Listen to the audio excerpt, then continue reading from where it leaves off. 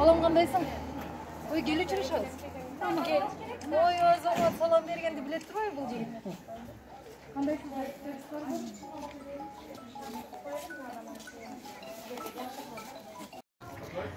Саламатсыз бе? Аты жөніңізді таныштырып қоясыз бе? Мен Гүлнара Нажимидинова, Баткен шаарынын тургуну болом. Биз ошо кече ушундай топулоң чыгып кетип, балдарыбыз менен через Сох өтүп келдик. Бардык пост жакшы, эч документтерди деле сураган жок. Жакшы өткөрдү. Ушу Өзбекстан элине деле ыраазычылыгыбызды айтып кете алабыз. Сураган нерселерибизди берип, жолдорубузду көрсөтүп, ушу койду да.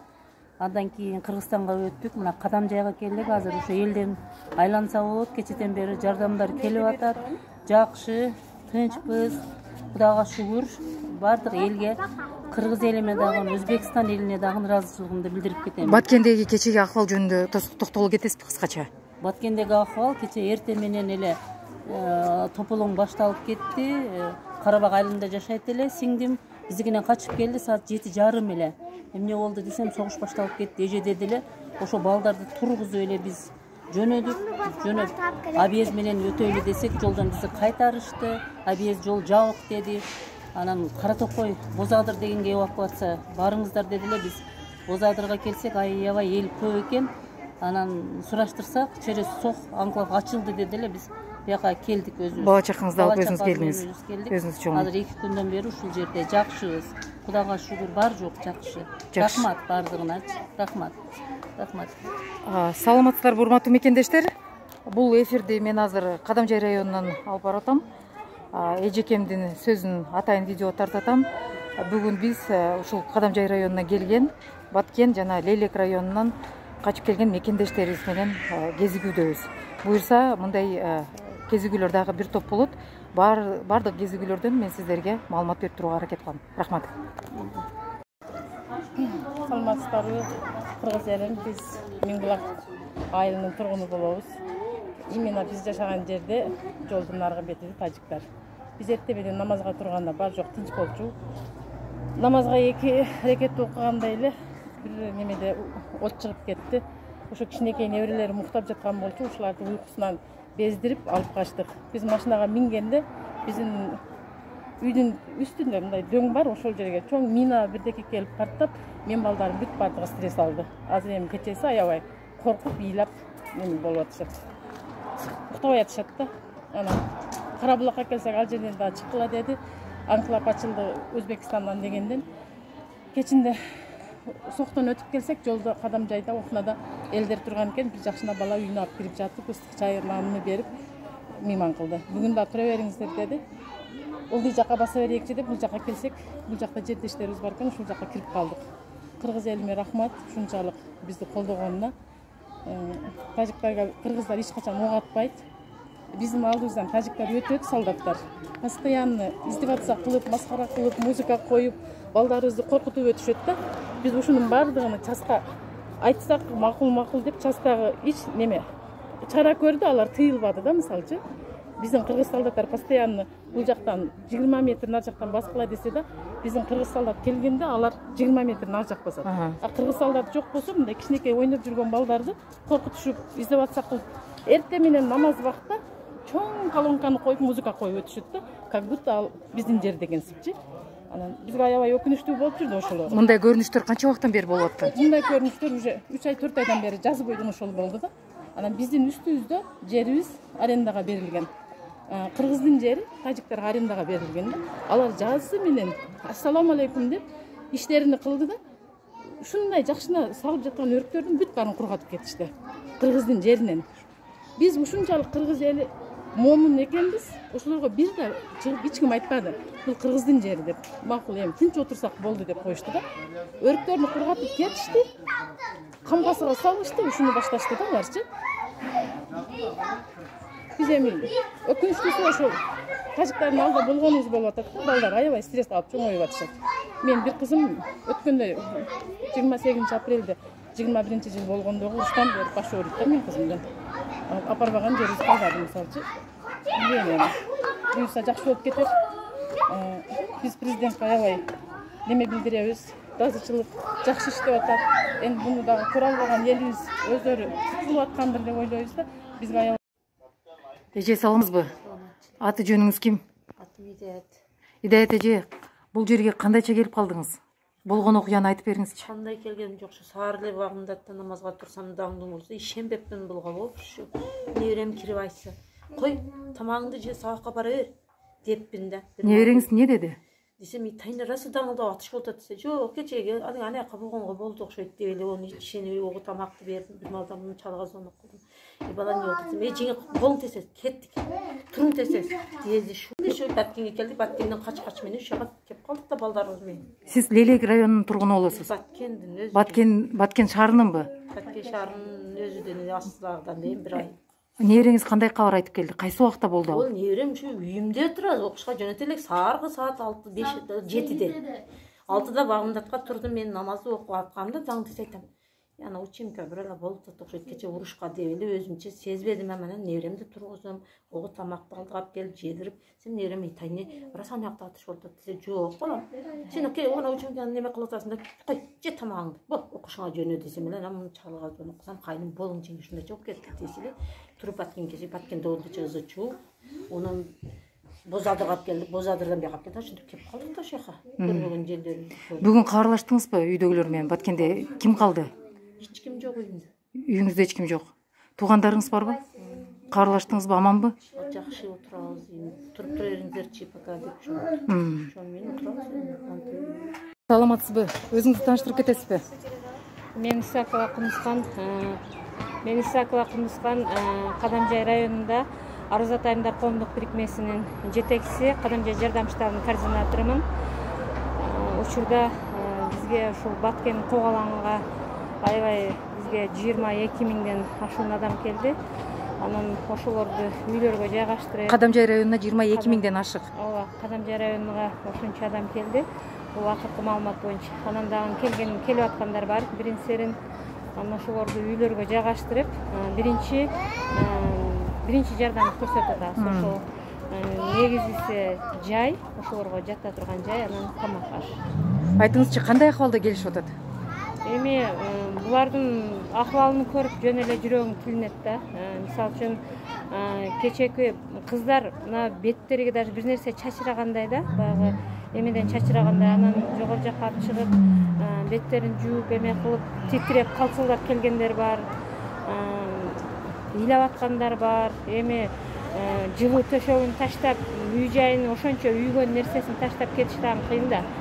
Бирок баягы тынчтык керек экен адамгачы, анан ошол эч нерсеге карабай, ушу балдарын гана алып, эң важный нерселерин гана алып келишкен да. Кызыжа, негизинен ошо келгендердин көпчүлүгү стресске душар болуп атат дейсиз. А бул жерде психологиялык жактан колдоо көрсөтүлүп жатабы? Ооба, кечээ күнү ошол Оштон психологдор келген. Ошолор келгендерди кичине баягы беседа кылып, аларга кичине психологический жардам көрсөтүп, анан кийин үйлөргө жайгаштырганбыз. Андан сырткары биз ушул азыр Кадамжай район боюнча бүт мектептин мугалимдерге эме бердик, тапшырма бердик. Суббота, воскресенье күнү бүт силерге дем алыш үйдөсүңөр, чыккыла ошол өзүңөрдүн микроучасткаңардагы ушу кааланган балдар бар, ошол жерлерге барып туруп, кичине балдарга психологический жактан колдоо көрсөтүп, ошол кичине сүрөт тартырып, оюн зоокторду уштуруп, кичине баягы эмеден алаксыткыла деп тапшырма бердик. Абдан жакшы. Чоң рахмат. Кундуз эже, жарандык коомдун өкүлү экенсиз, коомдук уюмду жетектейт экенсиз. Негизи бул болуп жаткан окуяга оюңуз, пикириңиз кандай? Эми бул окуяга менин оюмча баягы экидөө урушса ортодо беажал чың өлөт дегендей эки чоң мамлекеттердин же бул бир саясий эмелердин эле курмандыгы болуп атабыз го, менин оюмча. Анан муну дагы саясий серепчилер иликтеп дагы айтышат. Биздин негизги максат ушул элдерге жардам көрсөтүү болуп атат. Саламатсыңбы? Атың ким? Нуриза, кандайсың? Сен Кызылкия шаарында турасыңбы? Эмне себептен бул жазууну колуңда кармап турасың? Ошол Баткен эли үчүн ар дайым ушул кызматтабыз. Буюрса ушул кырдаага байланыштуу Баткен элине үй эме кылабыз. Үйүңөр чоңбу? Үйүбүз ооба, лицейге азыркы учурда ошол лицейге эме место эме кылдык. Бош орундар бар, Бош орундар бар. Ошол дан бир жерди толду уже. Дагы бир лицей калды, ошону буюрса толтурсак. Бул кимдин демилгеси? Бул ошол Баткен мамлекеттик университетинин эмеси директор тарабынан башталган иш. Ошол тараптан уюшулду жана студенттерди мүмкүн болушунча келип колдоо көрсөтүп, ушундай жасагандар менен биз келдик. Абдан жакшы. Негизи кыргыз элине кандай калуу тилең бар?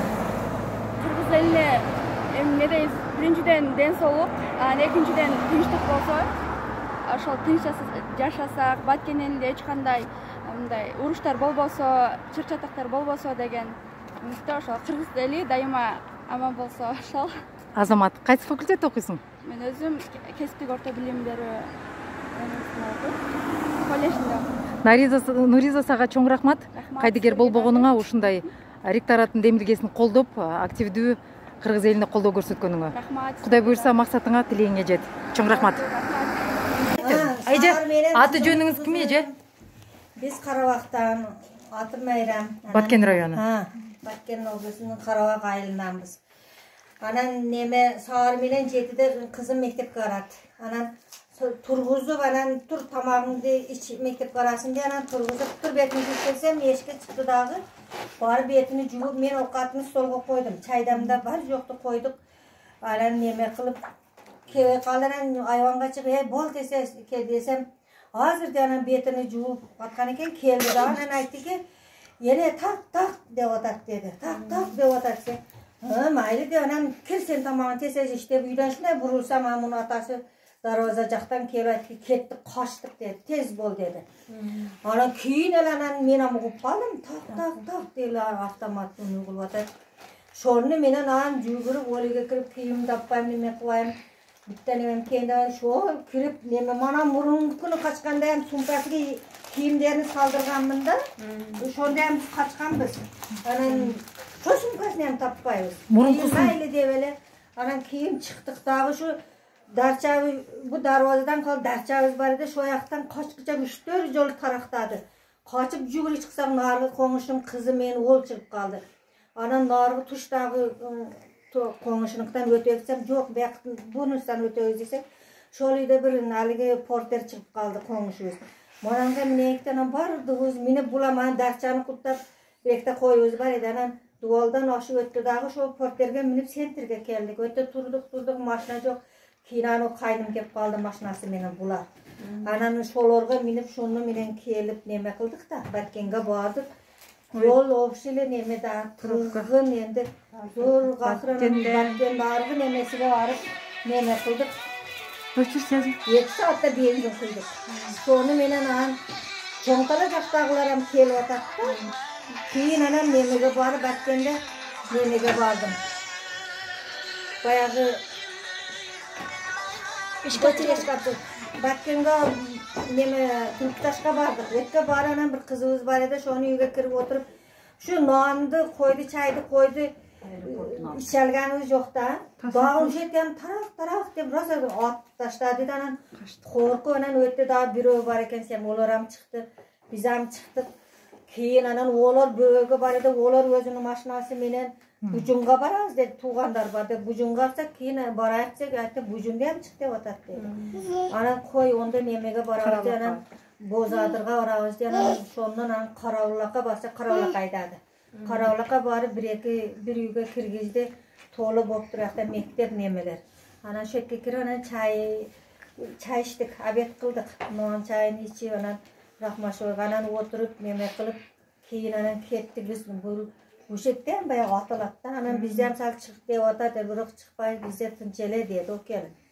Ошондон анан немеге жок кете беребиз, мына ош жакка кете беребиз деп анан чыгып Бозадырга бардык. Саат канча болорду? Ошондо саат 4-те Бозадырда. Кечкирип алып? Кечкирип калды. 4 эмесе 3-2 беди да. Ол биз боз немеде чыккан. Ошол убакта да атыш болуп аттыбы? Оякта бем мына Баткенде кийин шомалда 3 экен неме келди. Баягы бүгүдү мен немеге бомба чыктырып телефон көрөбүз да. Ошондон Бозадырда токтоп анан Anca durduk. Anam 5 litreden benzin berip atatken her bir nemege onu alıp keyin şonu men ayda bu adam körbeys maşına jık mana şunday neme kılana şoyaka karap kettik. Oyaqa barıp anan tünlü menen barıp ana Peravaldan zorga çıkıp barıp keyin bayağı çeçmeden öttük, soqdan ötüp anan şollanan bel degen ayıl bar eken şette balдар neme kıldı. Üy var deden şolordu üyge bardık. Kirip neme kıldık. Olar jasaganla kelin üyge kirgizdi. Rahmat şolarga. Bala çakalmen bardık. Oşuntup jattıp tamakı berdi jedik neme kılıp. Sağır anan turup jönüp Zartaşta nemeler var, tuğandar var, şoya karaz. Endi bürödü bari bir neme ekende diye anan şoyaktan kelsek anan bürö leylekçe bir nemeler var edi. Tuğandar var edi da. Kızım da yaşatarsa anan ol çıkıp surap aytdı ki Tarboydan ötközbey tat dedi. Men şettemi үйгө jete albaytam dedi. Anam buga aytты, anam aytты kaldık. Тарговойдан Баткенди көздөйбү? Saat канчаларда? Baya biz neçede keldik nemege 12 bolup kalgandı be. Түнкү 12. Yok baya. Бүгүн күндүз. Сиздер бүгүн келдиңиздер бул жерге. Betke keldik da. Түшүнүктүү. Келип анан өттү. O nege bar tuvaletke bar, o yaka bar, bola çakanı o bar, köçege çıksa bana bitte porterde pomoş berip atkan eken, mağayam berinizden ananızdan devana şotsam, bereriz, kayta jaşatasız biz hazır keldik şu yaktan, ana köteksek, jol eken desek, albatta bereriz dedi, anam bizge noğan neme berdi olar, anam jayыңыздар жоқ bu dedi, jayыбыз жоқ, şuntup neme etsek, onda manavı nememen süйлöşü aytdı ki, Gazetesine barınızda. Sizleri de jaygaştırdı. Mer dedi, bir bala mer dedi. Şol dedi, neme, şonu aytdı dengizler dedi. Ana şonu men şetke kelip jaylaşıp kaldık. Жакшы. Эжеге siz көпчүлүктү башкарып алып келиптирсиз бул жерге. Бир нече үй бүлөнү. Ошол бир нече үй бүлөгө баш болуп келдиңиз. Кандай акыбалда келдиңиздер? Чыныгы бул кырдаалда ким күнөөлүү деп эсептейсиз? Анан бул кыргыз элине азыркы учурда Тажикстан тарап душман катары көрсөтүп атат. Бул ошол кеп ачык чындыкка туура келеби, жокпу? Пикириңизде. Endi neme de olordu ayıp bolup atat da biz tınç жашап атабыз misal üçün. Tünde olar mana komşular aytып atat, tünde olar daярдаган экен. Biz Latoktu boyida жашайбыз da. Sunun Bir boyunda. Latok ele bar, buyagı Tacik, manavı Kırgız da. Manavı Latok bolsa, manavı Latok bolsa, mana bet kichine jol, manavı Korgondu başı. Agoroddu başı. Manavı Tacikte kichine jeri, mana Tacikte üylörü var, iki katar. Mana bir etke pulni nemelerdi apkep jaygaştırgan eken da. Tünü menen bilip etpiz. Askerdik техниканы. Bardığına Kural jarak. bilip etpiz da biz daha tınca mana bir gün kaçtık. Topolan boldu, 3 yerde topolan boldu. Mana bir gün ötüp dağın başladı. Kança жылдан beri ошол жерде жашайсыздар? Biz uşu yakta değildi. Men misal üçün 82 bargan bolsam kelim bolup. Nemege, şu Karabağ aylığa. Biz 89 ödege uy salıp çıktık. Şu yerde jашап атабыз. Biz çegaraga jakınbız. Бирок biz çegarabız da aylan asıga. Айтыңызчы, акыркы 2 жылдан beri ушундай чабуулдар канча жолу болду? Bul köp bolуп атат. Biz tünde kıştayam, keche kıştayam şontup korkup çıkkam. Keche jakındayam boldu. Şu hiç haligi dokument jiyip ayt edek da anan koңuşlarda gruppa var, koңuşlarda bitase ehtiyat bolup dokumentlerinizi alыңыздар dedi. Dokument, diplom şolardı alıp sumkaga salıp uktavay jatı anan çoңtalanı nemesinden keldi gruppaga. Jatыңыздар biz mana tınçıdı, biz korup жүрөбүz dedi. Anan 3'e çeyin oturup keyin uktap kapkın. Keçegideyim, yani şondayım balдар kömür jagıp köçöbüzdü başında. Endi biz çegarada bir haligi kap kömürдү jagıp balдар korup жүрдü. Апа, айтыңызчы, ушул кырдаалдан чыгуунун жолун көрүп атасызбы? Кандай жолду сунуштайт элеңиз? Bilbesek endi көп ele чыгышты жолуну билбедик endi kantip чыгабыз. Şoga oylonуп атабыз da. Bu jaga köçüp keteyik deyip, uy jayыбыз бар, üylüşübüz бар da. Kayga barabız biz? Аты жөнүңүздү айтып коесузбу? Мен Эргешова Бактыгүл. Бактыгүл айым, кандай кырдаалда бияка келип калдыңыз? Окуя жөнүндө айтып берсеңиз. Биз энди ушу уруш башталып, биздин алдыбызда мындай эле эмебизде. Баткен районунун кайсы айылынан болосуз? Карабактанбыз. Карабактан. Анан ушу үйүбүздүн алды деле атылды да. Анан балдарыбызды уктап жатат делер, эптеп тургузуп Саат канчаларда? саат 7. Бул ушундай болушу ыктымал деген маалыматыңар бар беле? Жок деди. Тынч эле төшөңөрдө жаткан жериңерде? Төшөгүмөн жийбей калды мисалы мына Төшөктөрү шол бойдон кийим кече ушул тур эле иштекебизди албай калдыра жетелеп алдыбызда пасыр-пасырды атып. Канча балаңыз бар? Менде 4 та, экөө оякта калды. Баткенде калдыбы? Ким менен? Апамдар менен калды.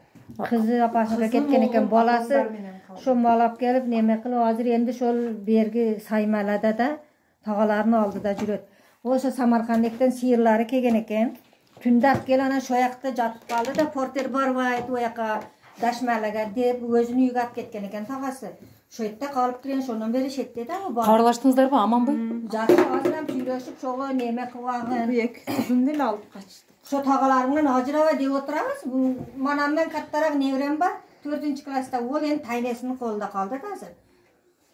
Саламатсызбы? Өзүңүздү тааныштырып кетесизби? Момунов Абдужапар, Кадамжай шаарынын тургунумун.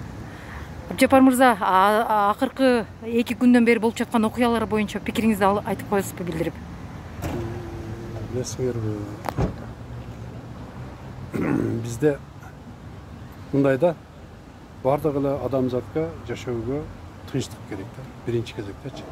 Бирок эмнегедир акыркы мезгилдерде биз коңшу Тажик мамлекети менен мамилебиз качып, тынчтыгыбыз жакшы болбой атат. Эмне деп ойлойсуз? Бул жерде ар түрдүү версияларды неметсе болот. Биринчи версиясы да мындай да, бул жерде внешний политика дагы аралашкан болушу мүмкүн. Себеби дегенде Внешний политика дегениңизде сырткы күчтөр дейсиз? Ооба, сырткы күчтөр. Эмнеге дегенде эки коңшуну бири-бириге кайраштырып, анан биздин тынч ынтымакта көп кылымдардан бери жашап келген тем более акыркы мына 25 жылдан бери экиге ажырап, эки коңшу мамлекет болуп создавать этип калган нерселерди өз карамактарына каратып алыштык, баш ийдирип алыштык.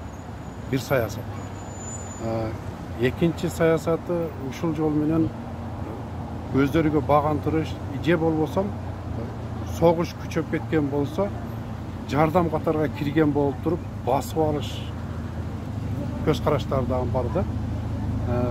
Ошол неме менен адамзат да, бул биздеги кайсы эле неме достук болбосун, бир адамды экинчи адамга бир жол таап кайратсаң, ал ошол кайроого көнүп, ошол досуну өзүгө душман көрүп алат да.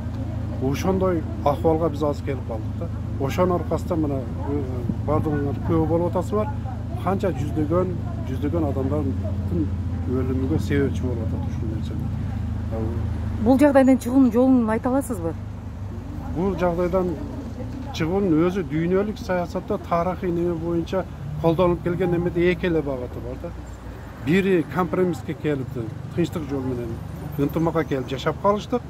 Экинчиси бирин-бири кырбада кылыштык. Башка жолун көрбөйм да мен.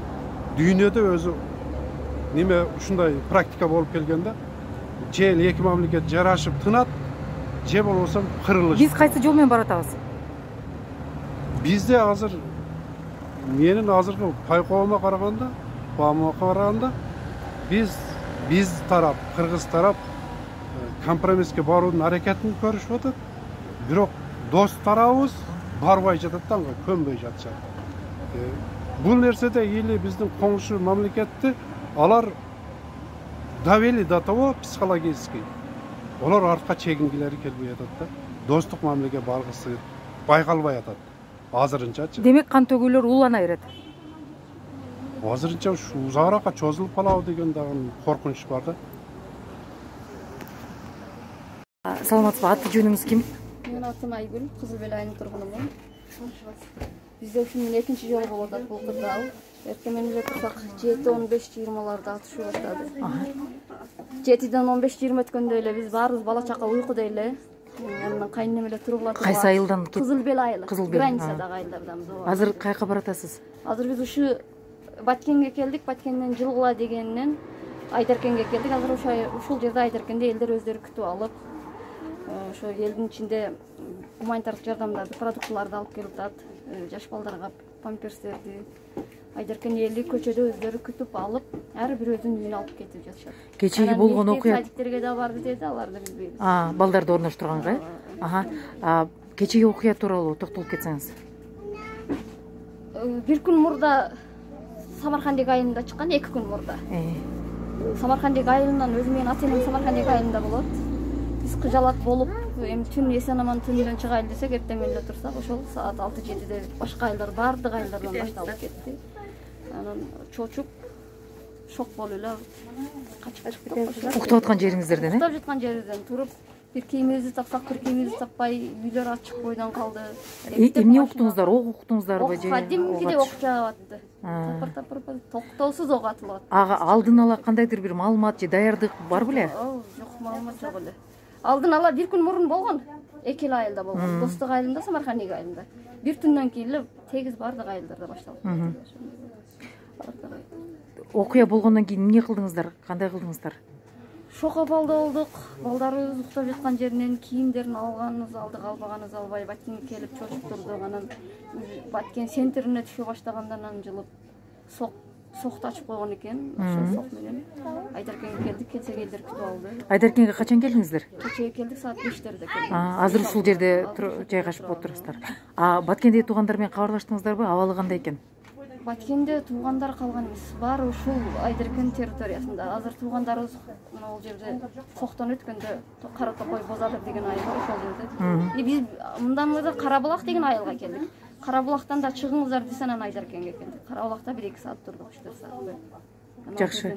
Негизи кырдаал боюнча оюңуз кандай? Бийлик тууралуу оюңуз кандай? Тажикстан тараптын жасаган жумушуна кандай баа бересиз? Агрессия Тажикстан только коомдук жерлерге, заставаларга, мектептерге, мечиттерге, садиктерге аткылап жатат. Жалаң коомдук жайларга аткылап жатат. Ошо милемот бомбасы эмес, ошо жарылуучу заттарды, ошо жай тургундардан көп жаракат алды, солдаттардан көп жаракат алды дейт. Так маалымат жок эми. Баткен эли кыйла эле жабыр тартты. Бийлик тарабынан ыкчам жардам көрсөтүлүп жатабы? Ыкчам жардамдар болуп жатат, солдаттар токтобой келип жатат. Айтыңыз. Калып кеткен айылдарды эмчегистер алып чыгып атышат. Жакшы, айтыңызчы, сиз ал айылда канча убакыттан бери жашайсыз? Ал айылга мен келин болуп келгениме 13 жыл болду, 14 жыл болду. Мындай окуялар. Өзүм Самаркандек айылында болом, өзүм деле мурдакы жашаган айылым дагы. Ошол эле айылда. Четтеш, ошол эле границадабыз. Кайра эле Кызыл Белге келдик. Кызыл Белде буга чейин мындай кырдаал болгон эмес. Өткөнгүдө болду, азыр ушун мен экинчи жолу ушундай окуя болду. Соңку жылдарда мындай агрессия, мындай кырдаал же болбосо кооптуу жагдайлар көп боло баштады. Кандай байкооңуз? Акыркы мезгилдерде көп болот, туура. Себеби эмнеде деп ойлойсуз? Алар эмне максатта кылып атышат? Ошо жер, суу, жер талашкан тажиктердин ошол. Эми күч менен алабыз деген ой барбы? Аны бир гана. Балким кайрылууңуз бардыр. Эми эртерээк чечсе жакшы болот. Мүмкүн эл аралык уюмдарга кайрылыш керек. Мамлекет эртерээк болсо, азыр кооптуу, эч нерсе эки мамлекет сүйлөшкөн менен жыйынтык болбой атат, сүйлөшкөн менен атышуу токтобой атат. Сиздин оюңузча чечүүнүн жолу барбы? Эми бул эл аралык эмеде чечилиши мүмкүн. Эки мамлекет ошол делимитация тезирээк чечилбесе, бул чечилбейт окшойт. Бийлик кандай чечим кабыл албаса дагы жергиликтүү эл кабыл алабы? Жергиликтүү эл дагы бир карыш жер да бербейбиз дейт. Алардын болгон жери эле суудун башын көздөп атышат, кыргыздын жерлерин көздөп атышат. Ал ата бабадан калган жерди кыргыз бербейт, кыргыз эли. Алардын максаты эле жер, ошол. Калооңуз? Калоом эртерээк чечилип, эртерээк үйүбүзгө барсак. Биз Баткен шаарына кирдик. Мына азыр кечеги снаряд түшкөн жерден өтүп баратабыз. Негизинен Баткенде абал тынч. Көпчүлүгүн эсе эркектер экен. Аял кишилердин баарын бала чакалары менен чыгарып ийишиптир. Норузов Эшимбек менен атым. Карабак айыл өкмөтүнөн мен именно границада турам. Бир эле лоток болду. Ар жагыма даже заборда жок да менде. Азыр солдаттар полностью мен үйүмдө жатышат. мени келбең жака карап туруп. Кыргызстан солдаттары. Өзүңүз Кыргызстан солдаттары. Кандай сунушуңуз бар? Мен сунушум эми биз кененирээк беймарал мындай жатып турайык да. Качанга чейин бир көзү уктап, бир көзү ачык жатат. Коруп калдык уже. Мен өзүмө корктум да, бала чакамдан 6 балам бар. Берсең ушундай